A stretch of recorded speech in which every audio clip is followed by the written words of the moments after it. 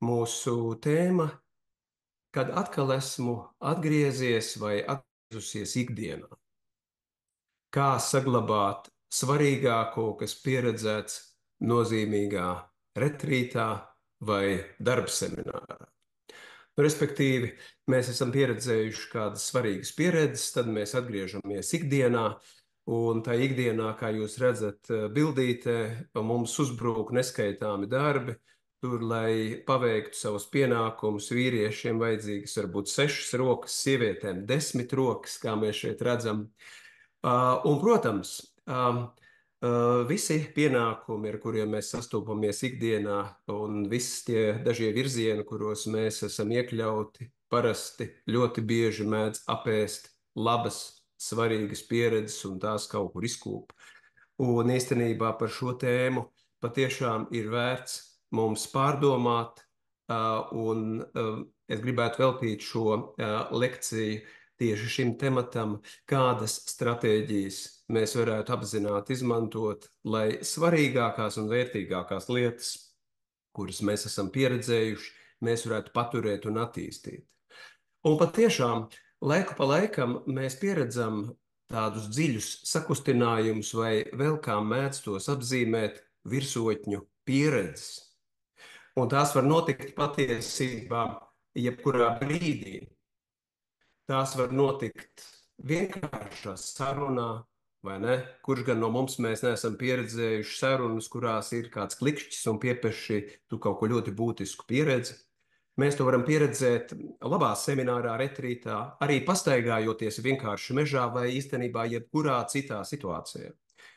Un šīs virsotņu pieredzes mēs varētu aprakstīt kā tādus skaidrības mirkļus, kuros īpaši skaidri atklājas, ko man vajadzētu darīt, ko man varbūt vajadzētu mainīt, vai kur spērt nākamo soli. Taču, lai cik mēs bieži pieredzētu šādas virsotņu pieredzes, un cilvēku apziņas pētnieki saka, ka visi cilvēki bez izņēmuma laika pa laikam pieredz šādas virsotņu pieredzes, jūs zināt, bieži vien ar to arī viss beidzas. Protams, tas ir arī atkarīgs mazliet no cilvēka, ja tā var sacīt, mentalitātes, ievirzes, dzīves izjūtas. Nu, ir tādi cilvēki, kuri tā kā tauriņi laižas no vienas jaukas pieredzes, nākamā jaukajā pieredzē, un nākamā jaukā pieredze pilnībā izdzēš iepriekšējo, un tā mēs varam tā kā iziet cauri daudzām jaukām pieredzēm, un beigu beigās tā arī neko no tām īsti nebūtu paņēmuši. Citiem vārdiem, savādā kārtā lielākais jautājums nav, kā pieredzēt šādus īpašus mirkļus vai šādas virsotņu pieredzes, kuras kādreiz atnāk vienkārši pašas no sevis, bet kā tās nepazaudēt. Kā paturēt svarīgāko, ko es esmu piedzīvojis vai piedzīvojusi.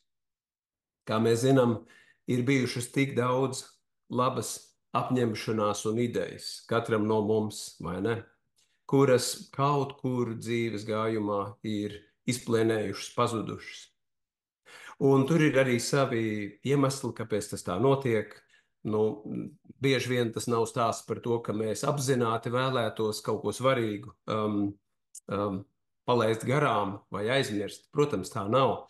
Bet mēs saprotam, ikdienas dzīves ātrums, par ko jau tikko runājām, milzīgs ātrums, vai ne, dzīve principā nepaliek lēnāk. Daži nedažādi pienākumi. Mēs katrs esam iesaistīti tik daudzos lauciņos. Līdzšinējie ieradumi. Nu, mums katram ir kaut kādi iestaigātie celiņi un veidi, kā mēs dzīvojam. Ir, ja tā varētu sacīt, uzbūvēts kaut kāds samērā strukturēts dzīves modelis, no kura mēs varam laiku pa laikam izkāpt ārā, bet, kad mēs tajā atgriežamies, tas atkal tā kā pārņem vadību mūsu dzīvē. Un, protams, nenoliedzami katram no mums ir dabiski piemītošais cilvēciskais slinkums, kas arī mēdz daudz ko nogremdēt, vai ne? Ir tāda laba apņemšanās, varbūt varētu sākt to vai vēl kaut ko citu, bet nu, kaut kā varbūt šodien negribas. Varbūt rīt būs īstais feelings vai noskaņojums, un tā jūs zinat, arī mēs daudz ko pazaudējam. Varētu to likt zem tāda virsraksta steidzamais izstumi svarīgo. Un to mēs bieži vien pieredzam. Bet izšķirošais vienmēr ir turpinājums. Ir kaut kas pieredzēts, un tik svarīgi pat nav šis pieredzētais. Jā, tas arī ir svarīgi, tūlīt par to runāsim, bet vai tam varētu sekot kāds turpinājums? Um, Protams, ka ir svarīgi arī kaut ko uzzināt par jaunām iespējām. Nu, piemēram, šeit mēs runāsim konkrēti par darba semināriem, retrītiem, uz kuriem mēs dodamies, lai arī uzzinātu kaut kādas jaunas idejas, vai varbūt iespējams ievirzes, vai apgūtu kādas jaunas metodes vai prakses, kas mums varētu noderēt mūsu dzīvēm. Taču, kā jūs zinat, uzzināt nav slikti, kādas jaunas lietas. Taču tas, ka es esmu uzzinājis kaut ko jaunu un svarīgu, kā jūs zinat, vēl neko nenozīmē. Zināšanas par visdažādākajām lietām mūsdienās ir pieejamas pilnīgi visiem cilvēkiem. Un īstenībā zināšanas kaut kādā ziņā ir tāda lēta prece. Tas nav nekas īpašs. Jūs varat uzzināt par visdažādākajām tēmām un apakštēmām, neiedomājami daudz informācijas viena taustiņa spiediena attālumā, vai ne? Tas mums viss ir pieejams internetā. Tātad pašas par sevi zināšanas, jā, tās nav sliktas, bet tas vēl nav izšķirošais. Mēs ļoti daudz ko zinām, un, kā jūs zinat, nevienmēr mēs to īstenojam mūsu dzīvē, nevienmēr mūsu dzīve mainās no tā. Sarežģītākā lieta, kā zināšanas pārvērst pieredzē, konvertēt pieredzē. Precīzāk, kā zināšanas savienot ar manu dzīļu centru tādā veidā, ka miedarbībā rodas dzīves spēks un gudrība, kas kalpo manis labākās versijas tapšanai. Zināšanām ir jāsavienojas ar mani tādā veidā, ka rodas jauna vērtība, un to iemācīties īstenībā ir augstākā meistarība. Citiem vārdiem, ir divi uzdevumi - pieredzēt un apstrādāt. Jā, protams, arī noteiktu pieredzi pieredzēt, tā ir fantastiska iespēja. Bet, ja mēs tikai pieredzam un neapstrādājam, mēs viskaistākās pieredzes pazaudējam. Es pazīstu daudzus cilvēkus, kas ir daudz pieredzējuši, bet tā kā viņi nav apstrādājuši šīs pieredzes, tad gluži vienkārši šīs pieredzes ir nākušas un gājušas.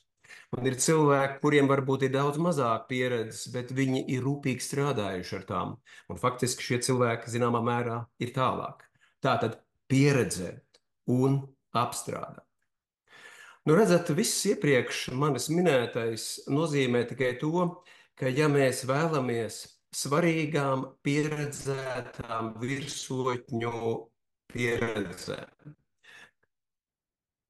ļoti svarīgiem tādiem atskārsmes brīžiem, ja mēs vēlamies turpinājumu, mums pa īstam ir nepieciešama skaidra stratēģija, kā rīkoties, ko darīt.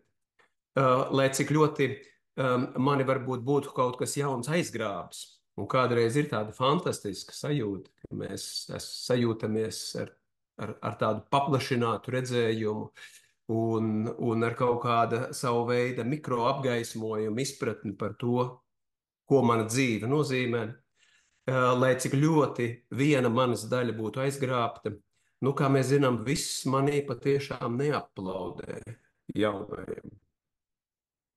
Mūsos ir tā saucamā ego sistēma, jeb, ja tā varētu sacīt, vecā dzīves struktūra, līdzšinējās pieredzes izveidotā dzīves struktūra, kas īstenībā nevēlas mainīties. Tieši otrādi, kas baidās no pārmaiņām, kas uztver ikvienu pārmaiņu kā apdraudējumu. Un īstenībā izšķiroši svarīgos brīžos mēs nereti piedzīvojam tādu neparastu sajūtu, ka mēs vienlaikus gribam un negribam pārmaiņas. Neesat to pieredzējuši.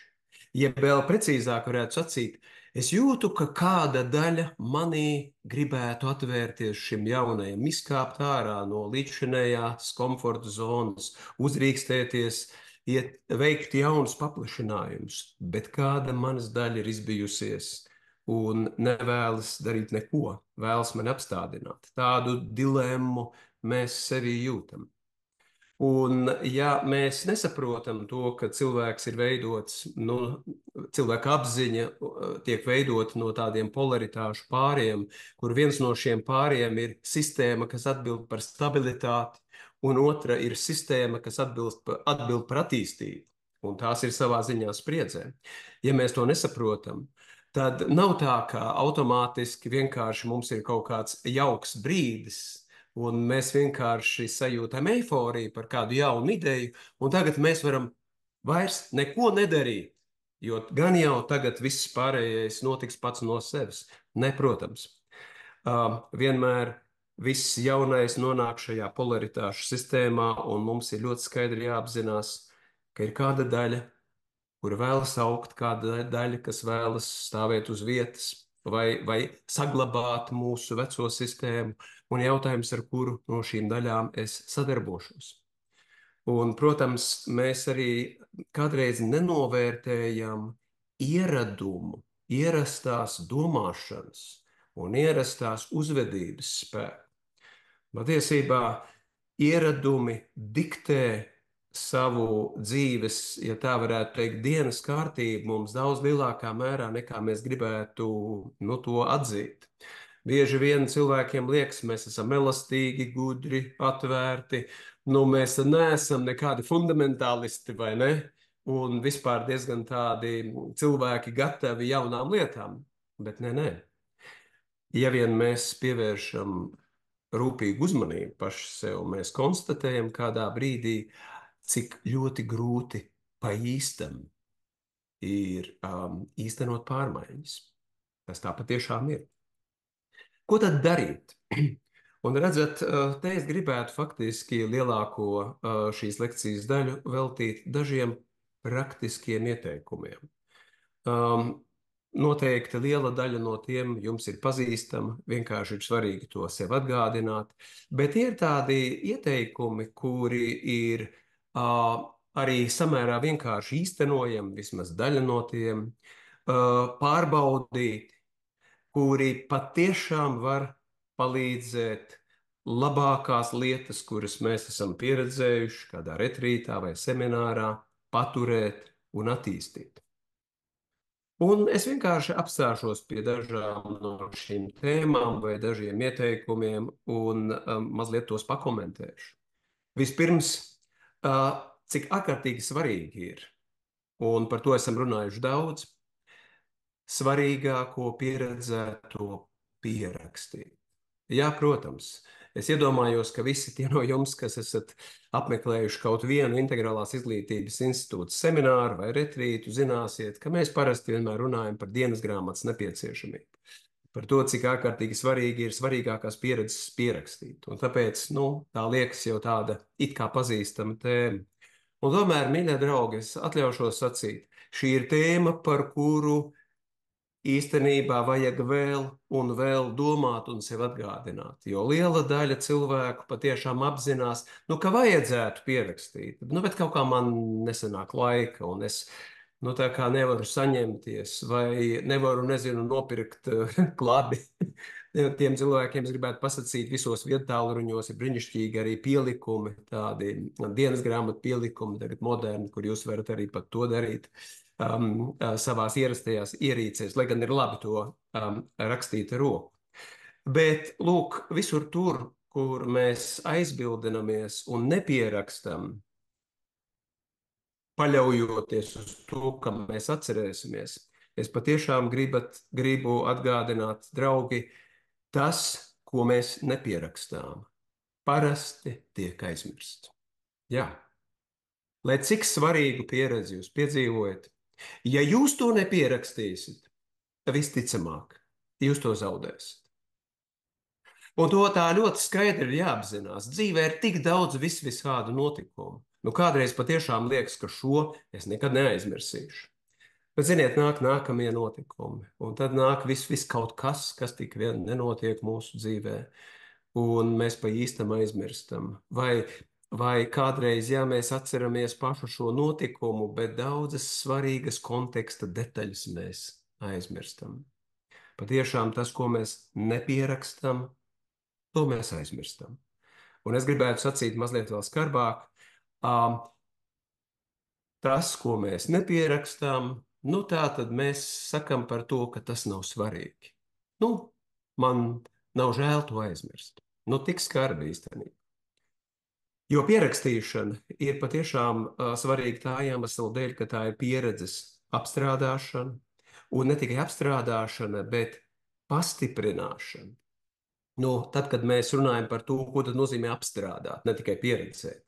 Nu, pirmā lieta droši vien es pierakstu, es noformulēju, es mēģinu to izteikt. Pierakstot kaut ko, mēs vēlreiz ļaujam visam šim procesam secīgi uz sevi iedarboties. Pamanām detaļas. Un dažreiz tieši pierakstīšanas ceļā mēs mācāmies izprast daudz ko, kas mūsu dzīvē ir noticis daudz detalizētāk. Nu, tā tad pierakstot, mēs patiešām apstrādājam pieredzi un patiešām dažkārt arī pat pastiprinam. Un, kā mēs zinām, dienas grāmatas vai svarīgāko notikumu pierakstīšana, dienas grāmatas vešana, nav jau tikai rakstīšana. Tas vienmēr ir stāsts par to, ka mēs mācāmies pievērst uzmanību sev. Un īstenībā bieži vien daudziem cilvēkiem tas bīstami jāmācās. Jo uzmanību notver un pievelk viss kaut kas ārpus mums. Un mēs varam kādreiz garus laika periodus nodzīvot, esot atrauti no sevis, atsvešināti no sevis, kaut kādā ziņā nejūtot sevi. Un, lūk, dienas grāmata ir metode, kur es vismaz tajos brīžos, kad kaut ko pierakstu, es mācos pavērst uzmanību, vērību pret sevi, uztvert savu iekšējo pasauli, ieklausīties tās signālos, pamanīt, iespējams, kaut kādas atkārtojošās, traucējošas matricas, patērnus, kā mēdz sacīt. Un, ja daudzi lielie autori runā par tā saucamo iekšējo darbu, proti par darbu, kurā mēs mācāmies apstrādāt to, kas ir mūsos, satikt to, kas ir mūsos, uztvert, kaut kādā ziņā saprast, tad dienas grāmata, protams, ir viena būtiska daļa šajā iekšējā darbā. Un, ja mēs atkal atgriežamies pie dalības kādā retrītā vai seminārā, ir ārkārtīgi vērtīgi sākt pierakstīt jau šī semināra vai retrīta laikā. Un iespējams, mēs visi pierakstam kaut ko, nezinu, kaut kādas domas, kas aizķers mums, bet tikpat svarīgi ir pierakstīt, kā tas atspoguļojas mūsos, kā es jūtos, kā, kā, kādi procesi manī kustās. Nereti retrīta noslēgumā, ja mēs esam praktizējuši sevišķi kādas vērības prakses, mēs esam ar daudz skaidrāku uztveri, nekā mēs ieradāmies. Un kādreiz šī skaidrā uztvere pati par sevi parāda kaut kādus jaunus punktus, kuriem vajadzētu pievērst dzīvē uzmanību. Un tāpēc nav slikti, ja mēs varam to pierakstīt. Kādreiz kāda retrīta vai semināra noslēgumā īpaši var skaidri dzimt manī sajūta, ko es patiešām gribētu mainīt vai darīt savādāk. Ja es to pierakstu, tad kaut kādā ziņā es sevi pieturu pie tā, es iesitu tādu robežu stabiņu. Es vēlāk varēšu to izlasīt un atcerēties, ka es, būdams pie pilna prāta, neviena nepiespiests un nepierunāts, to esmu ierakstījis. Tas nozīmē, ka mana dziļākā būtība kādā mirklī atklājās, un es to gribēju. Jo dienas grāmata ir tieši tāpēc vērtīga, ka tā nav paredzēta tikai pierakstīšanai, bet arī pārlasīšanai. Lūk, tā ir arī daļa no pieredzētā apstrādes. Laiku pa laikam jūs pieredzēsiet, ka ir svarīgi dažas lietas vai dažus notikumus bieži pārlasīt. Jūs varat kādreiz par to pārdomāt. Bet kādreiz vienkārša pārlasīšana nozīmē to, ka es vēlreiz šim notikumam ļauju iedarboties uz sevi. Un tas gluži vienkārši pastiprina šī notikuma, ja tā varētu teikt, iedarbību manā dzīvē. Un, protams, ir svarīgi, ka mēs pierakstam ne tikai svarīgas atskārsmes, mēs varam pierakstīt sapņus vai nekā mūsu dvēseles komentāru, mūsu ārējai dzīvei, un vēl, un vēl, un vēl. Katrā ziņā visu to, kas mums ir svarīgs, atklājies saistībā ar mūsu dzīvi. Nepaļaujieties uz atmiņu. Mūsu ātrajā laikā mēs ļoti daudz ko aizmirstam, un tāpēc vēlreiz pierakstīšana iespējams ir pats svarīgākais princips vai instruments, ar ko vispār mēs varam nu, sākt, lai saglabātu, paturētu un attīstītu svarīgas pieredzētas sajūtas vai virsotņu pieredzes. Otrs tāds liels temats ir mācīties pievērst uzmanību manī notiekošajiem, iekšējiem procesiem.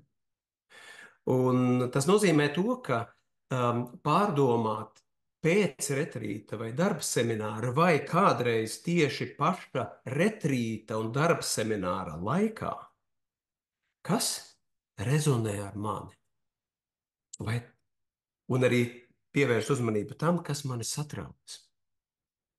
Respektīvi, ir ārkārtīgi svarīgi pievērst uzmanību visam tam, kas mūsos izraisa pozitīvas vai negatīvas enerģētiskas reakcijas ķermenī un mūsu emocijās. Nu, kādreiz ir tā, ka mēs noklausāmies, ir kaut kādas interesantas idejas, bet nu, tas arī ir viss. Bet jūs zināt, par ko es runāju. Kādreiz ir tā, ka mēs jūtam, ka mūsu kaut kas trāpa mūsu sirdī, vai nezinu, cilvēkiem uzmetas zosāde. Vai kādreiz ir tirpiņas, vai mēs burtiski ķermeniski, enerģētiski jūtam, ka ķermenis, visa mana sistēma norēģē uz to. Un redzat, uzmanība ir jāpievērš ne tikai tam, kas tā kā norezonē, kam manī kaut kas piebalso, bet tikpat lielā mērā uzmanība jāpievērš arī kam tādam, kas, nu tā kā piedzīvo atgrūšanos vai kādreiz bailes.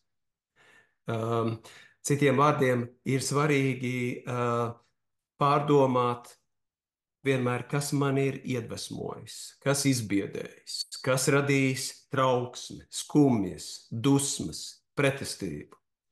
Parasti tam visam ir saikne ar mani. Ļoti bieži tas, no kā es izbīstos vai piedzīvoju pirmajā brīdī pretestību, attiecas uz mani tieši tikpat lielā mērā kā tas, ar ko es piedzīvoju rezonanci. Un gluži vienkārši vajag papētīt, arī varbūt pierakstīšanas ceļā, dienas grāmatā.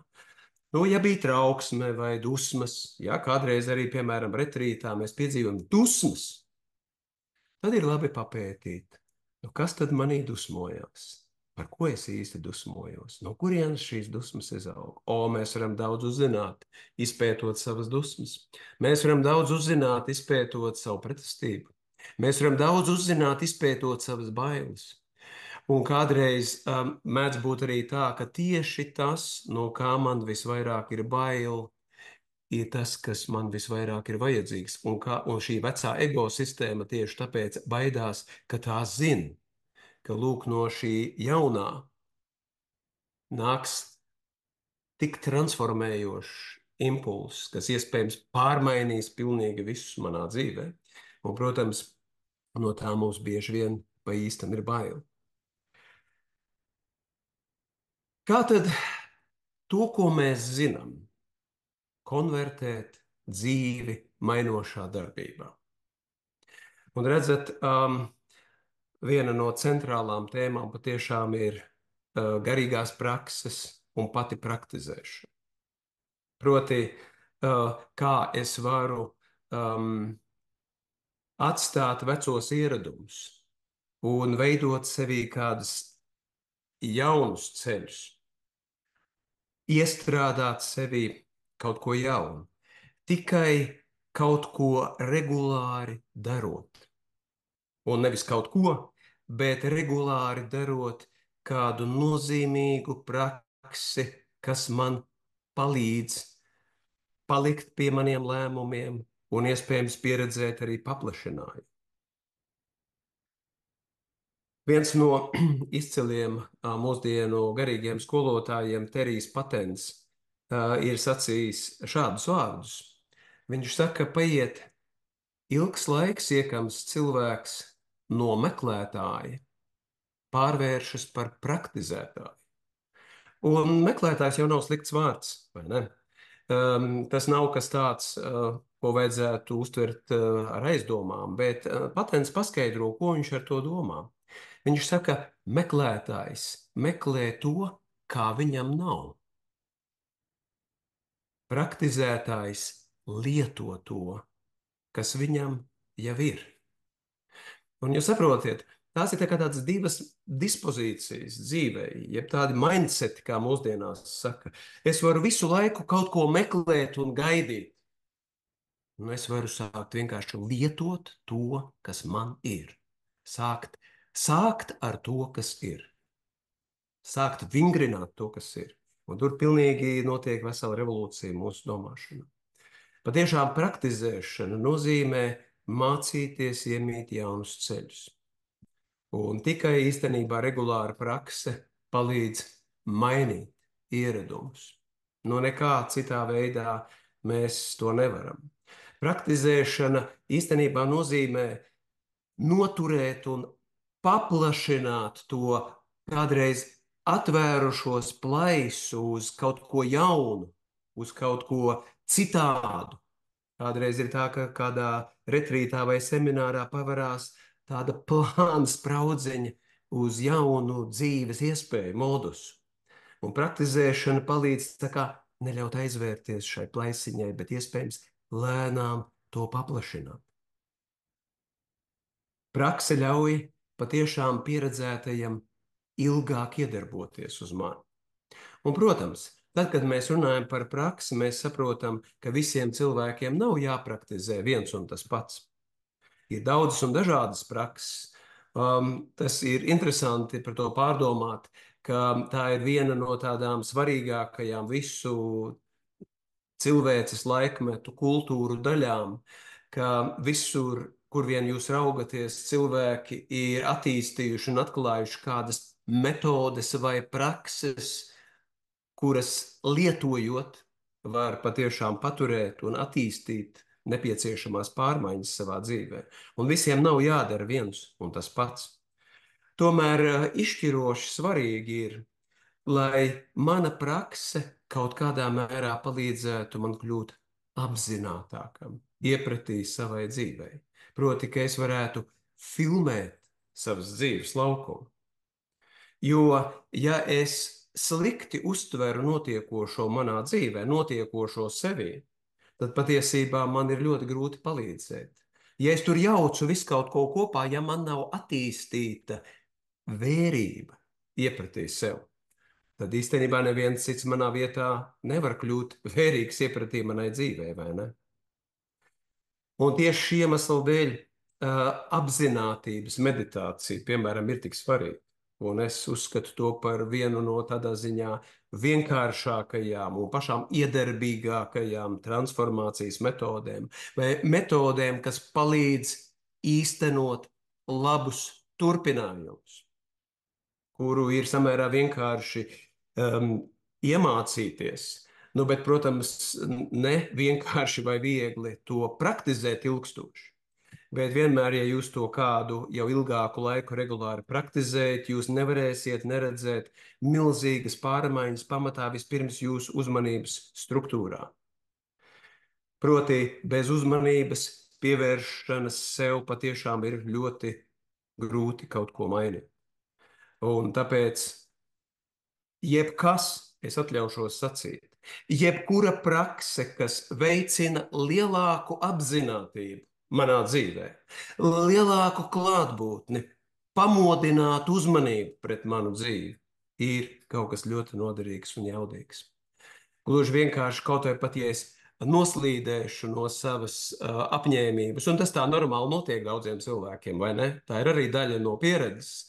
Ja es kaut kur paklupšu, es vienkārši to pamanīšu. Tā vietā, lai es vienkārši neko nepamanītu un to uz ilgiem laikiem atkal aizmirstu.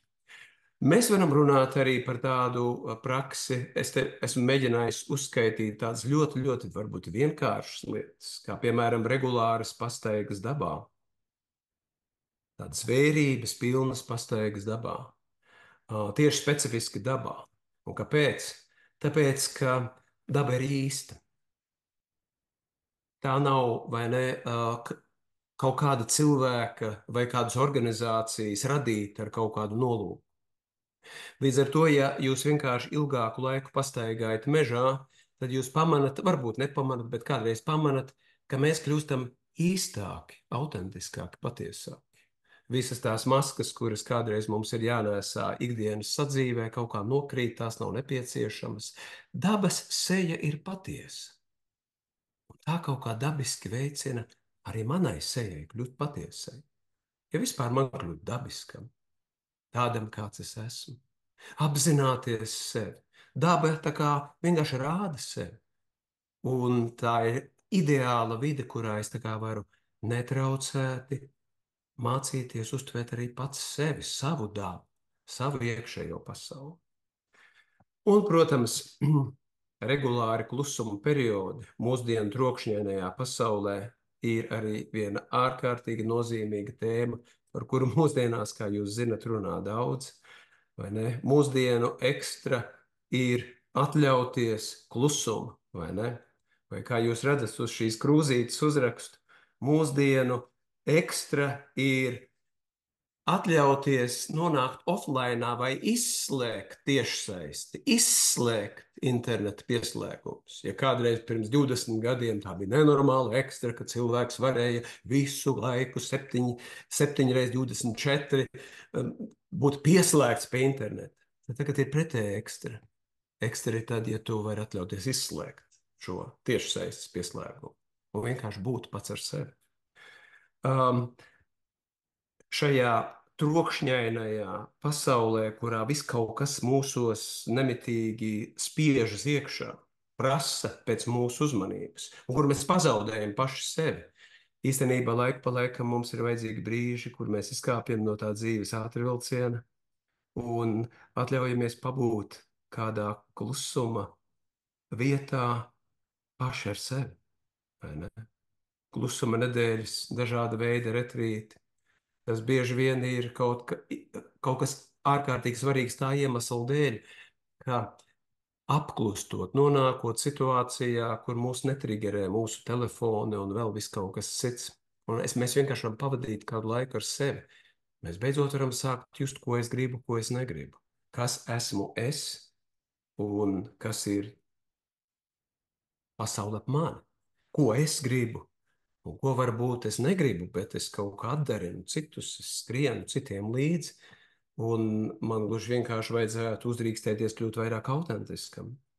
Troksnis patiešām ir toksisks, un mēs dzīvojam tādā saindētā vidē, kurā gandrīz neviens mirklis cilvēkam vairs nav klusumam. Tu gandrīz nekad vairs neesi pats ar sevi. Un tāpēc, piemēram, ar ko tad varētu sākt? Viens no mūsdienu vadību teorētiķiem, Oto Šarmers, saka, ka varbūt jūs varat sākt ar tādu vienkāršu lietu, ka pirmo rīta pusstundu vai pirmās rīta 20 minūtes jūs varat pavadīt konsekventi, neieskatoties nevienā ekrānā vai neieslēdzot nevienu ierīci. Proti, paliekot pie sevis un savām sajūtām.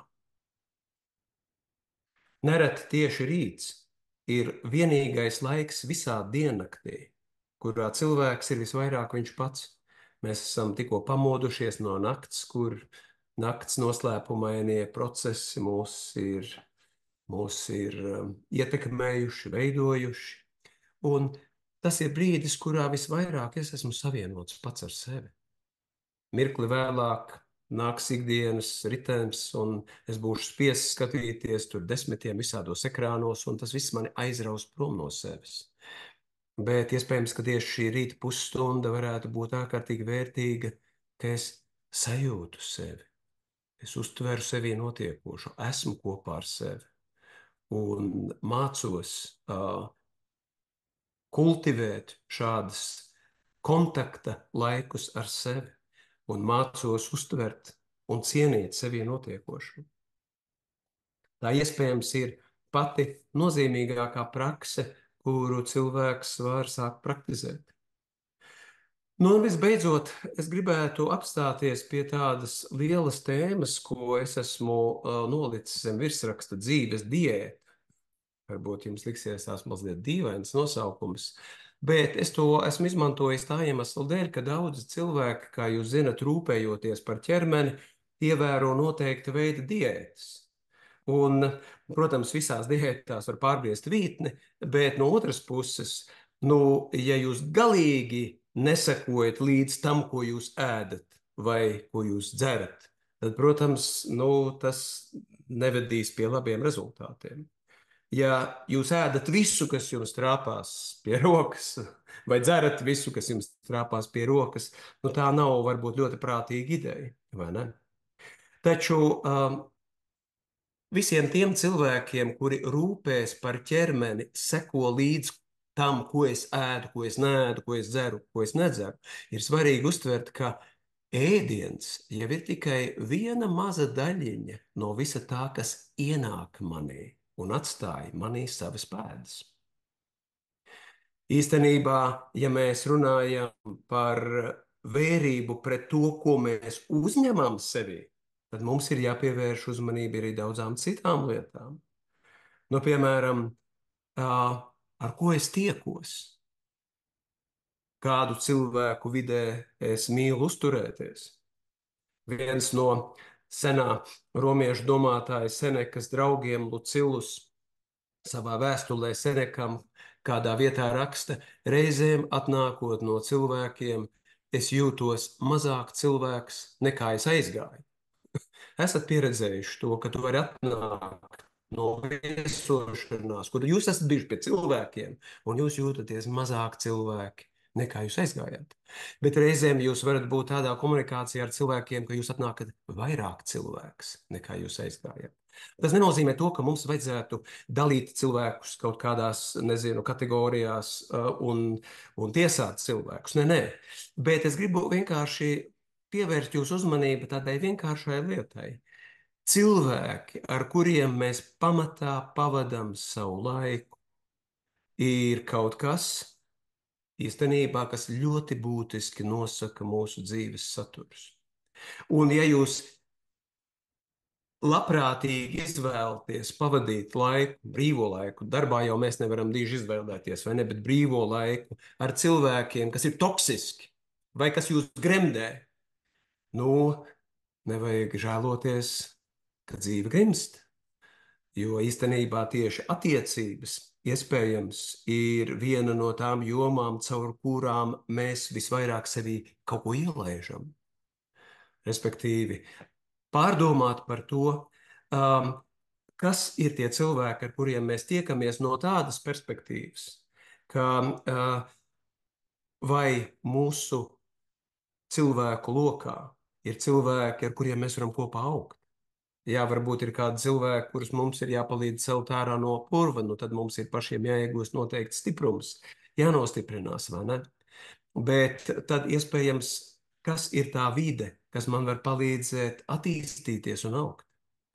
Mūsdienās daudz runā par, piemēram, tādu domu biedru vai kopienas nozīmi. Jūs zināt, cik ārkārtīgi grūti ir vienam vienatnē iet kaut kādu savu izvēlēto ceļu. Bet, kā mēs labi zinām, un mēs satiekam retrītos vai semināros, līdzīgi ieinteresētus cilvēkus, cilvēki, kas vēlas augt, ir daudz vairāk nekā mēs domājam. Ja mēs tiekamies ar šiem cilvēkiem, mums ir citas tēmas, par kurām runāt. Mēs varam kopā viens otru ietekmēt, veidot un palīdzēt viens otram augt. Tāpēc tā ir arī viena tāda nozīmīga joma, vai ne? Tas nenozīmē vēlreiz, ka jums vajadzētu aroganti sadalīt cilvēkus kategorijās, bet gluži vienkārši pārdomāt par to, ka patiešām nu, cilvēciskā vide, komunikācija vienmēr ceļ vai gremdē. Un īstenībā tās ir arī tādas izvēles, par kurām ir svarīgi pārdomāt. Tikpat labi ir pārdomāt par to, kāda vide, atmosfēra, kādas darbības atbalsta manus patiesākos lēmumus. Un varbūt kāda vide, atmosfēra, kādas darbības neatbalsta vai traucē manus patiesākos lēmumus. Ziniet, kā tas ir, man ir superforši lēmumi galvā, un ko tik es negribētu darīt. Bet vide, kurā es uzturos, atmosfēra, kuru es izvēlos, darbības, ar kurām es piepildu savu ikdienu, visu to gremdē nost, vai ne? Tad milzīga tēma, ko es lasu, ko es skatos. Nu, tad, kad es runāju par to, ko es lasu, tad kādreiz ir jāpajautā, vai es lasu. Vai ne? Un es šeit es domāju ne tikai interneta lapas, vai ne? Bet grāmatas. Un tā ir īstenībā tāda milzīga robežšķirtne. Grāmatu lasīšana. Iespējams, arī ir viena ļoti būtiska tēma, kura var ļoti palīdzēt man nodibināt saikni pašam ar sevi. Jo grāmatas pretēji filmām, kur mēs jau redzam gatavas bildes, grāmatas mudina mums pašiem strādāt ar saviem iekšējiem tēliem, iztēloties, nonākt labā kontaktā ar sevi, ar savām sajūtām. Un tāpēc grāmatas ir pašas par sevi ļoti būtisks instruments, kas man vienkārši dabiskā veidā palīdz nonākt labākā kontaktā ar sevi. Bet nu, tā tad viss, ko es lasu, ir arī kaut kas, ko es ielaidu sevī. Nu, tāda lasīšana arī ir ēšana. Un, draugi, kaut kādu lietu skatīšanās arī ir ēšana. Caur acīm dažkārt ienāk visvairāk mūsos visdažādākās informācijas vai ēdiena. Un, protams, tur kādreiz ir ļoti daudz kas no tā, kas mūs velk projām no sevis, vai kas īstenībā traucē mums īstenot mūsu dzīves nolūkus. Jautājums arī par mūsu izklaidēm. Nav slikti par to pārdomāt. Un jūs saprotiet, tad, kad es runāju par izklaidēm un visu kaut ko citu, es jau te mēģinu nevicināt pirkstu jums un nemācīt, kā jums vajadzētu izklaidēties. Es jums tagad pateikšu 5 veidus. Nē, izklaidējieties, kā jums patīk. Bet atcerieties, ka arī tas ir process, kurā jūs kaut ko sevī ielaižat. Iespējams, ir kaut kādas toksiskas lietas, iespējams, jūs apēdat neveselīgu ēdienu, iespējams, jūs daudz ēdat neveselīgu ēdienu. Un atkal tam ir konsekvences jūsu dzīvē, saprotiet? Respektīvi, nu, jā, lūdzu, mēs izvēlamies paši, ko un kā mēs darām, bet mēs saprotam arī, ka mūsu izvēlēm ir konsekvences. Un, protams, arī viens cits svarīgs jautājums, cik daudz es atvēlu laiku pārdomām, saiknes uzturēšanai ar sevi. Nu, varbūt visu brīvo laiku aizņem ekrānu, vai ne? Šī iemesla dēļ daudz cilvēku, tikko runājam arī kādā no I3 kluba lekcijām par šo tēmu, daudzi autori runā par nepieciešamību iekārtot no ekrāniem brīva laika periodus dzīvē. Ka mums ir nepieciešama sava veida digitālā detoksikācija, ka vienkārši tie ekrāni ir par daudz, tie spiežās mums no visām pusēm, un ka viena veida diēta vispār, lai es tiktu pie sevis, ir tas, ka es kādu brīdi vispār katru dienu izslēdzu ekrānus. Mani nevar sazvanīt. Es neatbildu uz e-pastiem, jo es esmu tajā brīdī pats ar sevi, un tas ir pietiekami svarīgi. Mūsdienu modernās ierīces ir brīnišķīga iespēja, un es jau arī tās lietoju līdzīgi kā jūs. Bet redzat, mēs varam lietot šīs ierīces, vai arī kļūt par šo ierīču atkarīgajiem. Un tā ir milzīga starpība. Un ja tā, tad šīs ierīces kabatā, kas ir domātas mūsu ētībai, kļūst par kaut ko, kas mums nolaupa pēdējos mirkļus iespējai pabūt vienkārši kopā ar sevi. Un visbeidzot, pats pēdējais, pie kā es gribētu apstāties, ir ļoti svarīgi cilvēkam cienīt sevi. Gluži vienkārši cienīt savus lēmumus. Cieņa pret sevi nozīmē, ja es esmu pieņēmis kādu lēmumu, varbūt to pierakstījis, būdams pie pilna prāta, apzināmies, ko es gribu, tad es cienu sevi, tad es nesabotēju sevi, tad es patiešām ņēmu to par pilnu. Un, protams, šeit ir nepieciešama apņēmība, drosme, noteiktība, arī kaut kādā ziņā disciplīna, vai ne? Šī iemesla dēļ Kens Vilbers runā par cieto vai iejūtīgo līdzcietību pret sevi. Tāda interesanta formulējuma, ko viņš ar to grib teikt, ka mums ir jābūt gataviem pret sevi parādīt, paust dažāda veida līdzcietību vai līdzjūtību. Cieta līdzjūtība nozīmē, būt arī noteiktiem pret sevi. Es kaut ko esmu izlēmis darīt, piemēram, praktizēt katru dienu. Un es atkal esmu tur izlaidies dīvānā pie, nezinu, TikTok vai vēl kaut kādiem citiem rullīšiem. Ja? Vai es vienkārši negribu šodien, es tur sēžu.